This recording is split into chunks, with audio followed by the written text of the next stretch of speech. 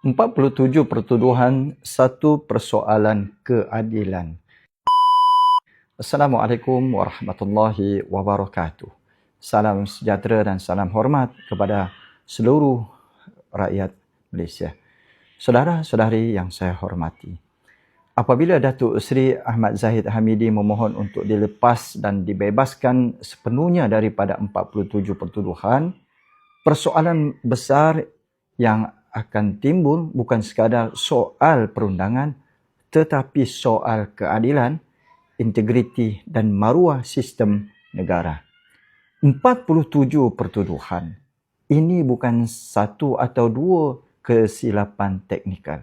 Ini adalah jumlah yang besar, serius dan telah lama melalui proses mahkamah. Maka rakyat berhak untuk bertanya, mengapa dilepaskan tanpa perbicaraan penuh? Tanda soal. Mengapa bukan dibersihkan melalui penghakiman, tetapi melalui permohonan pelepasan? Tanda soal. Kita mesti jelas, mahkamah adalah tempat mencari kebenaran, bukan jalan singkat untuk keluar daripada tekanan politik. Jika seseorang pemimpin benar-benar yakin tidak bersalah, jalan yang paling terhormat ialah berdepan dengan perbicaraan hingga tamat, bukan memohon untuk dilepaskan sebelum kebenaran diputuskan. Saudara-saudari, rakyat biasa tidak punya keistimewaan ini. Rakyat kecil tidak boleh mohon dilepas hanya kerana kes mereka memakan masa. Rakyat biasa terpaksa menghadapi proses undang-undang hingga ke akhirnya, walau letih, walau mahal, walau menyakitkan. Mengapa apabila melibatkan pemimpin tertinggi negara, standardnya berbeza? Tanda soal. Inilah yang melukakan hati rakyat.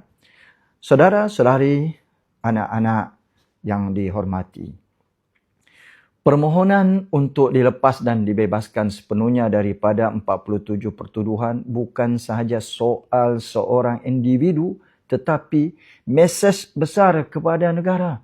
Mesej bahawa kuasa boleh melembutkan undang-undang.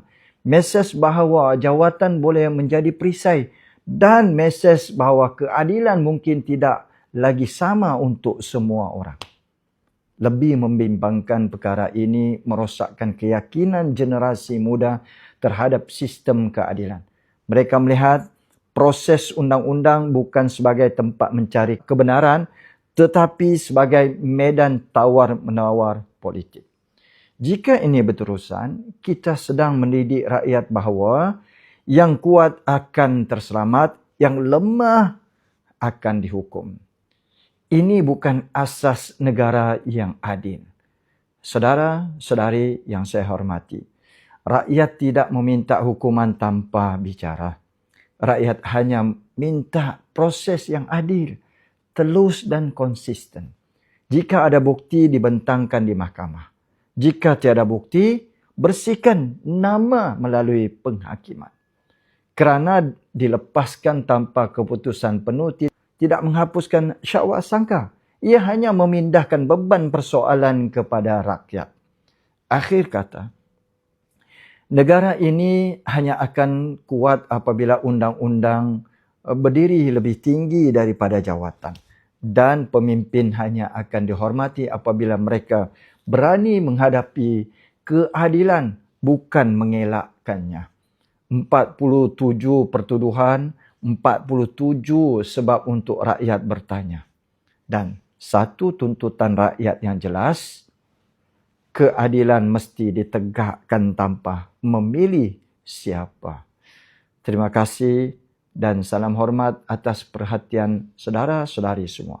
Andainya video ini memberikan manfaat kepada rakyat, mohon share, repost dan juga viralkan.